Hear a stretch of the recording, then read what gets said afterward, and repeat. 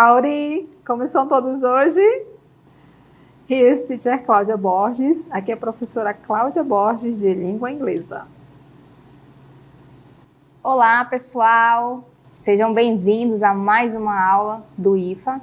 Eu sou Milena Maranhos, professora de Língua Portuguesa. Então, hoje somos inglês e português. Professora, afinal, essa mistura vai gerar qual aula? Vamos ao nosso objeto de conhecimento. Diferentes linguagens e suas semioses, e o detalhamento, leitura, compreensão e interpretação de textos jornalísticos, jornais, artigos, reportagens, notícias, documentário, que considerem as informações sobre os povos originários. Então, gente, vamos à nossa aula?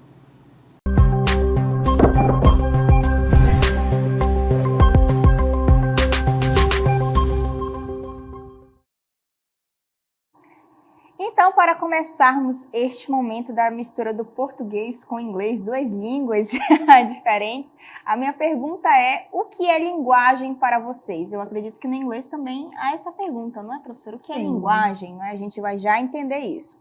E quais tipos de linguagem vocês conhecem e como elas se manifestam no nosso dia a dia? Professora Cláudia, o que seria uma linguagem, será, hein? E aí, será que vocês arriscariam dizer o que é linguagem? Vamos conferir então a definição sobre ela? Então, a linguagem é uma das principais ferramentas humanas para construir significados, estabelecer relações e transformar o mundo ao nosso redor, né? Segundo Fiorin. E ele afirma, né? Muito mais do que um simples meio de comunicação, é um fenômeno social, cultural e histórico, moldado pelas interações entre os indivíduos em diferentes contextos. Perfeito, gente. Então, nós temos o conceito de linguagem aí, que é uma ferramenta, uma das principais ferramentas para nós comunicarmos, não é? E claro que uma das, digamos, vertentes da linguagem é a língua. Então, a língua portuguesa vai servir para comunicar, assim como a língua inglesa, não é isso, professora? Isso mesmo. Apesar de nós sermos línguas diferentes, mas nós usamos os nossos artifícios para comunicar. Antes de nós falarmos de fato, não é, a respeito das línguas, a gente vai verificar algumas linguagens e vamos com a primeira delas, que é a linguagem verbal. Como eu havia falado há pouco, e a professora Cláudia também confirmou isso, a linguagem verbal pode ser tanto a fala quanto a escrita, não é isso, professora? Isso mesmo. Não é? Então, na forma oral, a gente vai estar aqui produzindo, inclusive neste momento, tanto a minha pessoa quanto a pessoa da professora Cláudia está trabalhando aí a forma oral, porque estamos falando aqui o conteúdo. Mas se a gente, por exemplo, for produzir um texto, a gente vai produzir de forma escrita. E aí, dependendo da língua, né, professora, vai haver uma diferenciação. Eu acredito que, por exemplo, no inglês, o adjetivo vem antes do substantivo. Isso mesmo. Mas a gente continua utilizando ali o processo da escrita para comunicar por meio da linguagem verbal. Bom, depois nós temos a próxima linguagem, que é a linguagem visual, e eu quero que vocês acompanhem o conceito comigo. Utiliza imagens, formas, cores e símbolos. Então, para ter essa linguagem visual, a gente vai utilizar todos esses elementos aí para, então, compor essa comunicação. Diante disso, eu quero que vocês acompanhem agora com a gente um quadro que é chamado A Liberdade Guiando o Povo, do Eugênio, né? Olha aí, vocês podem perceber neste momento que nós temos a linguagem visual, professora. Por que será que a gente chama de linguagem visual, professora? Por que será? Eu acho que é porque a gente está utilizando os nossos olhos, né? Perfeito. Para identificar o que tem aqui neste quadro maravilhoso. Perfeito, exatamente, professora. E aí o que acontece? Nós temos justamente a imagem da liberdade sendo representada por um ser feminino, não é? Segurando ali a bandeira da França, na época da Revolução Francesa, não é? Professora Cláudia já fazendo parte do quadro. A gente pode até fazer parte do quadro, professora. É verdade. E aí o que acontece? Ela está guiando o povo diante dessa Revolução Francesa. Então, se a gente parar para analisar, a gente vai dizer, a cor está desta forma, a imagem está composta assim, dessa outra forma também. Temos os homens ali, tanto ricos quanto pobres, sendo ali direcionados pela liberdade. Então, a gente está trabalhando, como a professora Cláudia disse, a nossa visão para verificar todos esses elementos aí da imagem, os símbolos, né, a composição desse quadro, tá bom? Nós temos a próxima linguagem, que se chama de linguagem sonora. Acompanhe aí conosco. Utilizações, sejam eles palavras, figuras de linguagem, música ou ruídos. Professora, no inglês, temos também figuras de linguagem? Com certeza nós temos várias figuras de linguagem. Tem como exemplificar uma? Que aí eu trago para o português, né? Para eles entenderem como que essas figuras funcionam. Figuras de linguagem. Eu da minha memória agora. Eu vou trazer uma e depois você... Vamos lá. Ó, a comparação, professora, ou a metáfora, né? A gente utiliza, por exemplo, eu digo... É verdade. A professora Cláudia, se for uma comparação, é como uma flor, ou se for uma metáfora, a professora Cláudia é uma flor. E eu acredito que no inglês também há a utilização disso. Como é que funciona no inglês, prof? No caso, a comparação, eu utilizaria o like, né? Que é um recurso que eu posso utilizar essa ideia de comparação, certo? Perfeito. Assim como ela trouxe, né? Exatamente. Uma. Então, a gente vai usar esses recursos em qualquer língua para, por exemplo, trabalhar o sonoro, porque a gente estava falando da linguagem sonora. No português, a gente tem, eu não sei se no inglês, depois você pode me falar, prof, a figura de linguagem chamada assonância ou aliteração. Eu vou utilizar o quê? Os sons das vogais ou das consoantes para dar a ideia ali. Por exemplo, eu posso repetir B, B, B. Se eu estiver trabalhando um poema com a buzina de um carro, por exemplo, eu posso repetir várias vezes o B para dar esse tom. Bi, bi, bi no decorrer do processo. Eu não sei se no inglês existe essa figura, como é que vocês trabalham. Eu acredito que tem da mesma forma, não é? Sim. Porque a poesia, não é, é universal. Então, com certeza, nós temos também na língua inglesa esse tipo de recursos. Uma outra figura de linguagem, pelo menos no português, é a onomatopeia, que é justamente a transcrição desses sons, né? Ah, eu quero representar que algo explodiu. Pô, aí escreve lá, pô, justamente no processo da poesia, junto com o poema, eu quero dizer esse impacto, eu vou lá e escrevo. Eu acho que no inglês também existe a onomatopeia, né? Isso mesmo. Então, a gente está fazendo aí a linguagem sonora, tá bom? Depois disso, nós temos a linguagem gestual. O que isso significa? Vai utilizar aí as mãos, né, os gestos das mãos, expressões faciais, movimentos corporais e posturas para transmitir informações. Professora, como é que você faria para os alunos para eles fazerem silêncio? Como é que seria o seu gestual? Gestual, né? Como é que você faria para eles?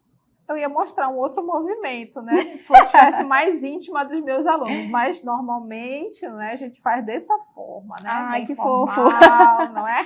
Sim, então ela já fez aí a linguagem gestual. A gente não comunicou, eu disse o que era para ser feito, mas se ela quisesse o silêncio, ela só ia fazer e eu já ia entender. Então, essa linguagem corporal, né, quando a gente faz, a gente também está comunicando, mesmo sem dizer uma palavra.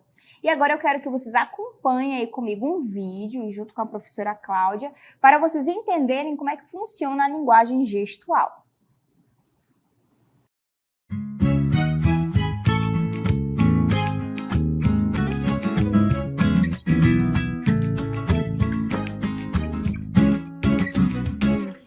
Na tribulaia, beleza sem par, sonhava com a lua no céu a brilhar. Eu te ia buscar, já se não chamou. Andava no lago, a luz que almejou. Nas águas a lua naia se atirou. Pensou que era deusa, no fundo ficou. Já se comovida, seu pranto rolou. Não, estrela do céu, Vitória Régia criou. Naia, linda flor, rio a beijar, Vitória Régia sempre a brilhar. Naia, linda flor, rio a beijar, Vitória Régia sempre a brilhar.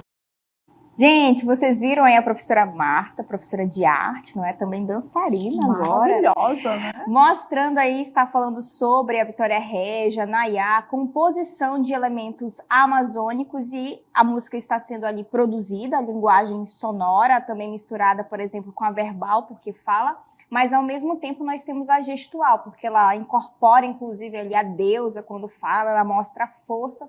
Então, por meio da dança é possível também a linguagem gestual, não é? E haver comunicação aí. Nós estamos expressando comunicação, ok? E aí existe, eu quero mostrar algo para vocês agora, um gênero textual do qual nós vamos falar nesta aula e que utiliza todas essas linguagens. Eu quero que você tente adivinhar qual é. Será que eles conseguem adivinhar, professor, o aluno que está assistindo, os alunos, na verdade? Qual é esse gênero textual? Mas vamos falar dele agora, que é o documentário, não é, gente? Professora, o que seria o documentário? Vamos conferir aqui conosco? Então, o documentário é um gênero cinematográfico, não ficcional, cujo objetivo é documentar o espectador sobre um determinado tema, normalmente de caráter científico, histórico ou social. Marquem bem, né? Esse é o caráter dele, né? Científico, histórico ou social. Perfeito. E aí a gente vai ter a documentação, não é, de um determinado tema. E como esta aula vai falar sobre povos originários, a gente vai focá-los, não é, dentro dos documentários. Inclusive a gente depois vai falar um pouquinho de algumas expressões em inglês no momento em que falarmos da tradução. Mas antes eu quero que vocês entendam aí como é que funciona de fato um documentário. Acompanhe o vídeo.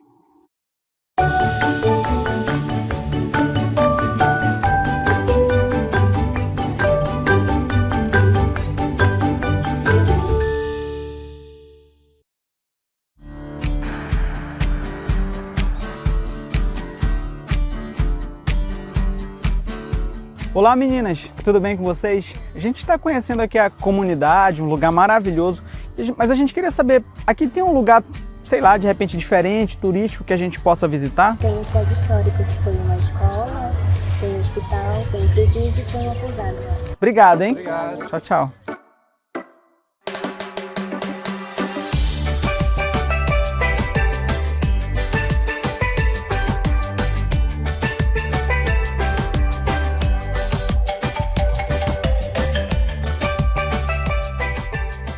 Desse centro histórico, dessas ruínas aqui de Paripatiba. O que vocês acharam? Que lugar encantador, que lugar maravilhoso, né, Denise? Sim. Imagina só a visita turística aqui sendo diferenciada, uma loja de souvenir, muitas potencialidades econômicas voltadas para o empreendedorismo que eu acho que poderiam ser melhor exploradas nesse lugar.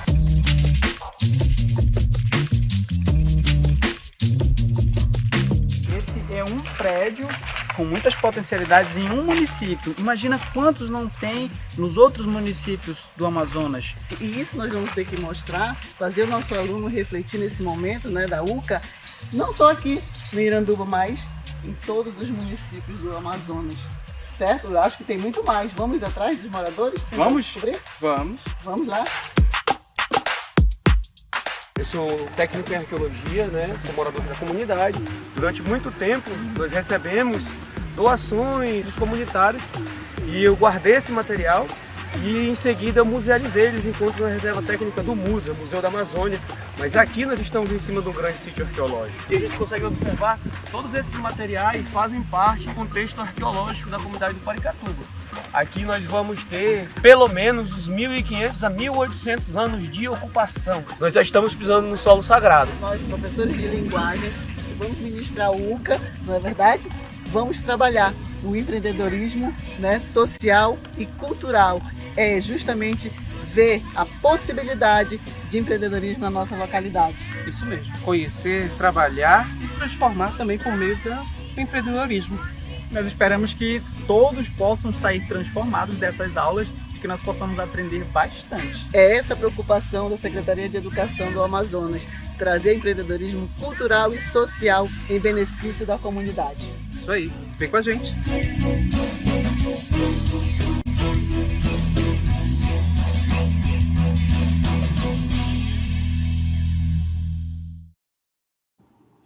Gente, então, como vocês puderam perceber aí, não é? A questão do empreendedorismo na nossa região, professora, né? Eu conheço o lugar que se chama Paricatuba, e aí foi feito um mini documentário, né? Mostrando o local, documentando o tema, que era o empreendedorismo dentro desse ambiente. Então, vocês viram um exemplo de documentário. Na verdade, um pequeno documentário, porque o documentário tem muito mais minutos que esses que foram mostrados aí.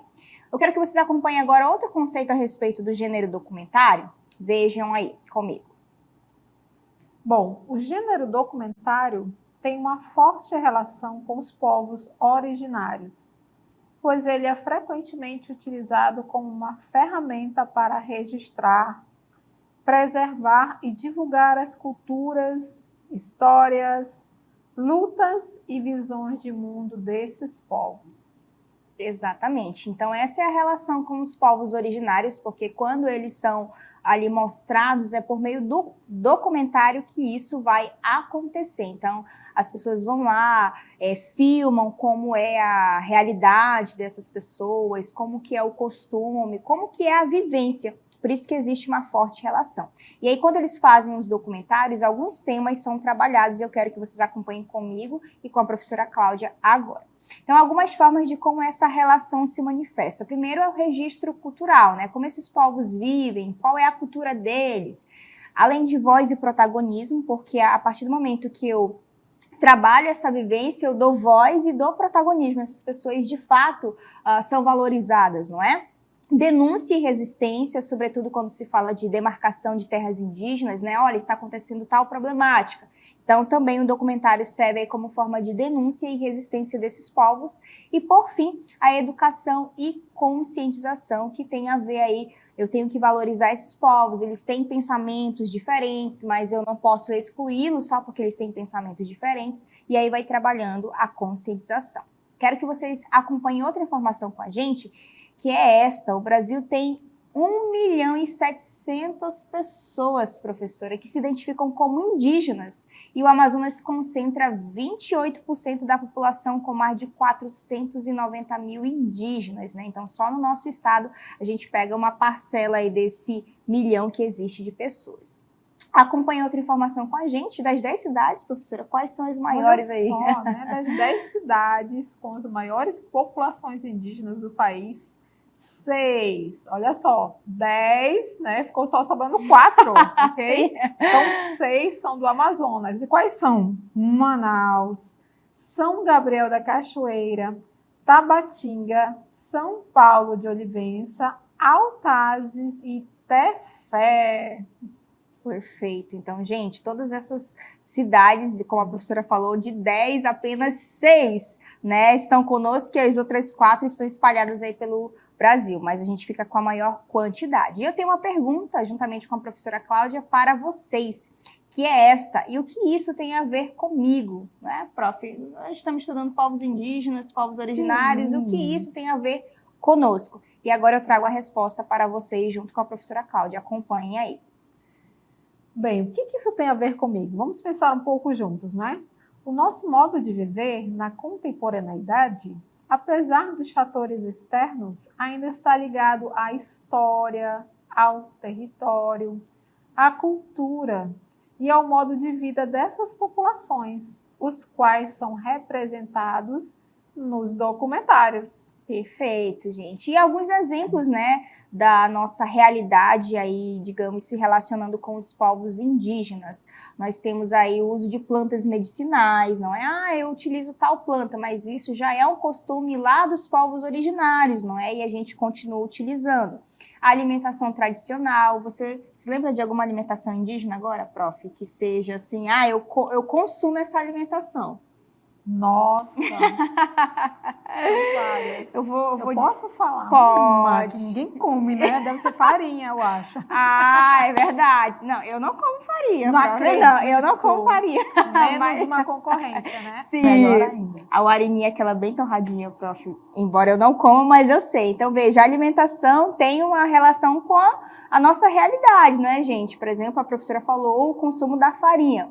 o manejo sustentável da floresta, não é? Enfim, a maneira como se trabalha a relação aí de manejo mesmo com a floresta, enfim, também vem muitas vezes dos povos originários e o vocabulário indígenas nas línguas locais. E agora, professora, será que para a língua inglesa, como é que ficam esses termos indígenas aí na hora da tradução, por exemplo? Bom, uma grande maioria você vai falar realmente a palavra em si, não é? Que você já conhece normalmente. Agora, outras você pode ir adaptando, mas a maioria realmente é daqui o local.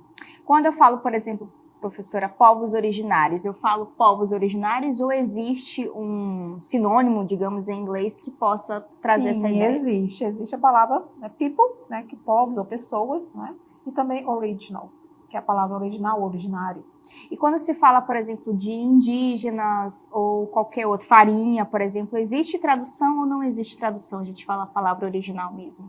Por exemplo, a farinha, nós temos algo parecido, né? Em outros locais, parecido com a farinha. Você pode utilizar também uma palavra, também em inglês, mas você também pode utilizar a palavra, né, local. Perfeito, então. Então, nós temos aí uma relação, já puxando para o inglês, não é, gente? Que na hora do documentário, a gente acha que o documentário vai ser passado só para o Brasil, por exemplo, que fala português. Não, ele precisa também se expandir para outros locais e eu acho que a língua mais utilizada, existe um termo para dizer que essa língua é universal, que é o inglês, Isso, né? Isso mesmo, é a língua franca, não é? Que a Isso. língua inglesa é uma língua franca utilizada no mundo inteiro. Perfeito. Agora vamos entender o processo de montagem aí de um documentário. Então nós temos o primeiro momento, que é o momento da pesquisa. Esse passo aí, o que o pesquisador vai fazer, não é? Ele vai avaliar se existe ali uma aplicabilidade da ideia, se é possível fazer esse documentário, por exemplo, né? E algumas perguntas esse pesquisador vai fazer. Acompanhe aí comigo as perguntas, juntamente com a professora Cláudia. Vejamos a primeira pergunta. As pesquisas estariam dispostas a contar suas histórias, né? As pessoas aí estão dispostas a contar suas histórias? Será que elas querem participar? Onde ocorreram as filmagens? Quais elementos participaram da cena, né? Eu vou colocar, sei lá, um cocá. Será que é viável? Há material de pesquisa para enriquecer o audiovisual? Então, essas perguntas são pensadas na hora em que se monta um documentário. Depois nós temos o segundo passo, professora, do documentário, que é o planejamento. Isso mesmo, você tem que pensar com bem calma o que você vai fazer, como é que você vai executar esse documentário. Então, o planejamento é o quê? É o segundo passo, pois nele selecionam-se os elementos técnicos adequados para a filmagem, além dos aspectos mais burocráticos, por exemplo, autorizações de uso de imagem dos participantes e licenciamento de materiais. Isso é muito importante você lembrar desses detalhes, que fazem a diferença na hora de você executar. Perfeito, exatamente. Depois nós temos o roteiro, que é o terceiro passo, porque a gente vai organizar aí no roteiro a ordem das filmagens. Quem vai entrar primeiro, quem vai entrar depois, qual é a primeira cena, qual é a segunda cena, porque a gente não pode passar um documentário de qualquer forma. Precisa ter um início, um meio e um fim, tá bom?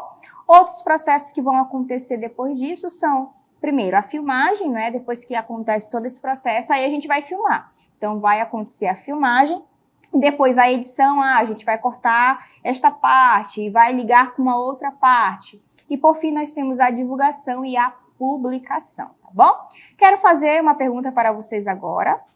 Que fatores relevantes entre os povos originários e amazônicos vão servir para um documentário? Ou seja, que temas a gente pode trabalhar quando a gente vai fazer uma relação entre os povos originários e a gente, que eu me considero amazônica. Você se considera amazônica? Sim, total. Você é daqui, prof? Sim. De Manaus? Sim. Eu também sou de Manaus. Então, nós somos amazônicos, não é, gente? Vamos ver alguns temas importantes aí para o trabalho no documentário.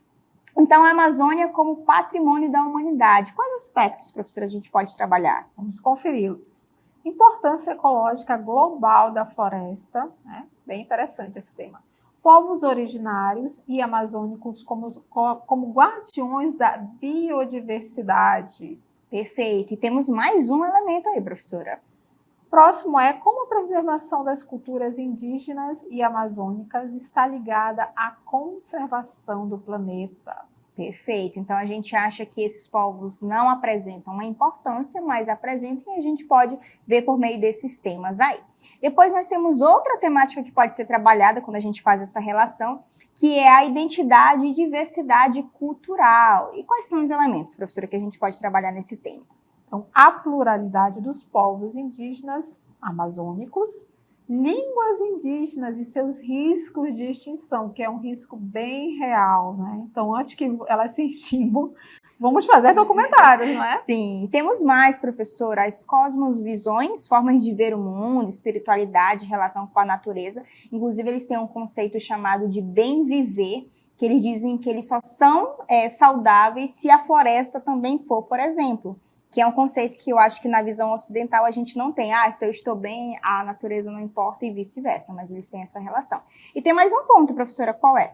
São as tradições orais, mitos, rituais, festas e sistema de conhecimento. Perfeito. E temos mais um tema que é a relação com a natureza. O primeiro ponto aí é a floresta como parte do ser. Eu expliquei isso ao falar do bem viver, né? Que não separa essa ideia do ser humano, por exemplo. E temos as práticas sustentáveis tradicionais, como a agrofloresta, a pesca, a caça, manejo do solo. E temos mais um aspecto, professora, em relação à natureza.